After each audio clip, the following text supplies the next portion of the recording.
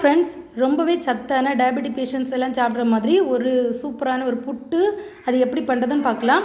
நான் 2 கப்பு முழு உளுந்து எடுத்துருக்கிறேன். தோல் உள்ள கருப்பு உளுந்து, அதுக்கு 1 கப்பு கருப்பு கவுனி அரிசி.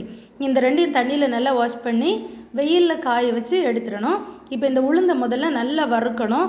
நல்ல வாசனை வரும். நம்ம சாப்பிடும்போது நல்லா மொறுமொறுப்பாக இருக்கும். அதுதான் அதோட பதம்.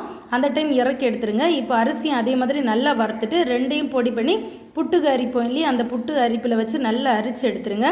இப்போ இது கூட கொஞ்சமாக உப்பு, 2 ஸ்பூன் நாட்டு சர்க்கரை, சூடான தண்ணி, கொதித்த தண்ணி விட்டு கரண்டி வச்சு நல்லா கிண்டி மூடி வச்சுட்டு ஒரு 5 நிமிஷம் கழித்து நம்ம புட்டுக்கு பிசைகிற மாதிரி பிசைஞ்சு எடுத்துருங்க. இதுதான் அதோட பதம்.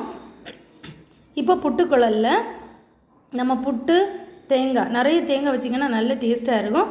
வச்சு ஆவி வந்த உடனே எடுத்திங்கன்னா சூப்பரான புட்டு ரெடி ஆகிடுச்சு. என்னோடய வீடியோ பிடிச்சா லைக் பண்ணுங்கள், சப்ஸ்கிரைப் பண்ணுங்கள். பாய்.